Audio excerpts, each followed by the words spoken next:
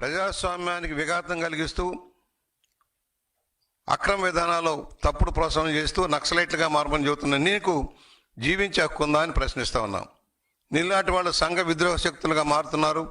ప్రజాస్వామ్యవాదులకి భంగం కలిగించే విధానంలో నువ్వు వెళ్తున్నావు.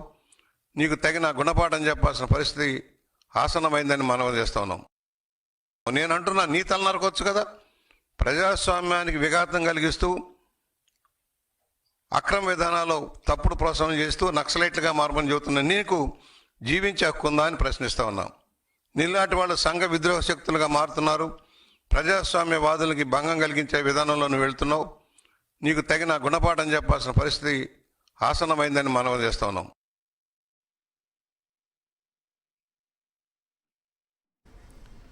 వైఎస్ జగన్పై టీడీపీ ఎమ్మెల్యే బుచ్చయ్య చౌదరి దారుణ వ్యాఖ్యలు చేశారు. నీ తల నరుక్కోవచ్చు కదా అంటూ రెచ్చిపోయాడు బుచ్చయ్య చౌదరి. నీకు జీవించే హక్కు ఉందా అంటూ రెచ్చిపోయాడు బుచ్చయ్య చౌదరి.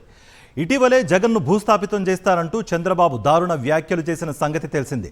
చంద్రబాబు మాటలు కొనసాగింపుగా బుచ్చయ్య చౌదరి రెచ్చిపోయినట్లుగా కనిపిస్తోంది.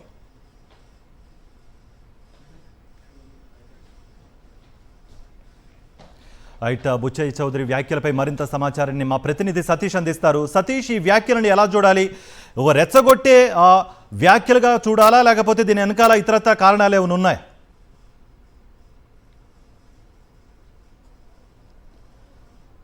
కార్తీక్, మాజీ ముఖ్యమంత్రి వైఎస్ఆర్ కాంగ్రెస్ పార్టీ అధ్యక్షుడు వైఎస్ జగన్ పైన రోజు రోజుకి తెలుగుదేశం పార్టీ నాయకుల నాయకులు చేస్తున్నటువంటి వ్యాఖ్యలు అత్యంత జుగుప్సాకరంగా, దారుణంగా, ఒక విధంగా చెప్పాలంటే వారి లోపట ఉన్నటువంటి సైకో మనస్తత్వాన్ని ప్రదర్శించేటువంటి స్థాయికి చేరుకుంటూ ఉన్నాయి.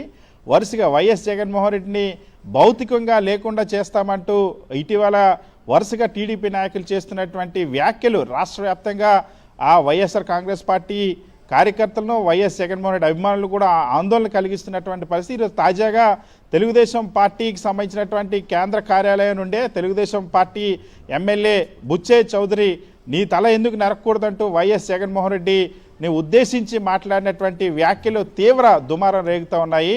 తెలుగుదేశం పార్టీ ఎమ్మెల్యేల మనస్సుల్లో ఎటువంటి రాజకీయ ద్వేషం ఉంది, ఎటువంటి మనస్తత్వం ఉందన్న అంశం మరొకసారి రుజువవుతున్న పరిస్థితి. ఇటీవల కాలంలోనే ఏడాది పాలన పూర్తయినటువంటి నేపథ్యంలో ముఖ్యమంత్రి చంద్రబాబు ఇచ్చినటువంటి టీవీ ఇంటర్వ్యూల్లో భూస్థాపితం చేస్తామంటూ వైఎస్ జగన్మోహన్ రెడ్డిని ఉద్దేశించి మాట్లాడడం, ఆ తర్వాత ఇప్పుడు అది కొద్ది రోజులకే మళ్ళీ సాక్షాత్తు తెలుగుదేశం పార్టీ కేంద్ర కార్యాలయం నుండే, తెలుగుదేశం పార్టీ నుండే టీడీపీ ఎమ్మెల్యే, సీనియర్ ఎమ్మెల్యే అయినటువంటి బుచ్చయ్య చౌదరి రెచ్చిపోయి ఈ విధంగా నీ తల ఎందుకు నరకూడదంటూ వైఎస్ జగన్మోహన్ రెడ్డిని ఉద్దేశించి మాట్లాడినటువంటి మాటలు ఇప్పుడు తీవ్ర కలకలం రేపుతున్నటువంటి పరిస్థితి ఉంది. ఎందుకంటే అసహనం ఏ స్థాయికి చేరింది, ముఖ్యంగా ఆంధ్రప్రదేశ్ రాష్ట్రంలో ప్రశ్నించే గొంతుకు ఉండకూడదన్నటువంటి ధోరణిలో ఉన్నటువంటి రాష్ట్ర ప్రభుత్వం ఇప్పుడు ఏకంగా ప్రజల తరపున ప్రశ్నిస్తున్నటువంటి వైఎస్ జగన్మోహన్ రెడ్డి భౌతికంగా ఉండకూడదన్నటువంటి ధోరణిని ప్రదర్శించడం,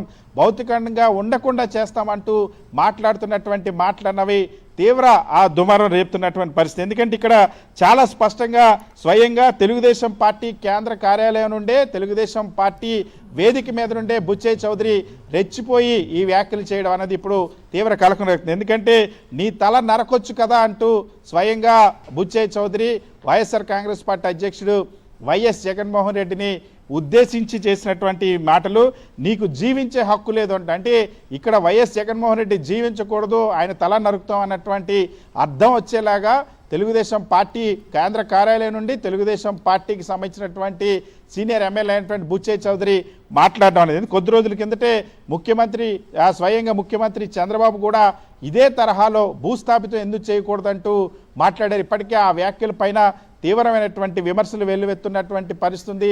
దానికి కొనసాగింపుగా మళ్ళీ ఇప్పుడు బుచ్చయ్య చౌదరి ఈ తరహా వ్యాఖ్యలు చేయడం, ఇంతకుముందు గతంలో కూడా ప్రస్తుతం శాసనసభాపతిగా ఉన్నటువంటి అయ్యన్న పాత్రుడు ఒక తెలుగుదేశం పార్టీ కార్యకర్త మధ్య జరిగినటువంటి సంభాషణలో కూడా మనం చూసాం. వైఎస్ జగన్మోహన్ రెడ్డి ఓడిపోయాడు. సతీష్, మీరు మాకు అందుబాటులో ఉండే ప్రయత్నం చేయండి, మళ్ళీ మీ దగ్గరికి వచ్చే ప్రయత్నం ఏం చేస్తాం.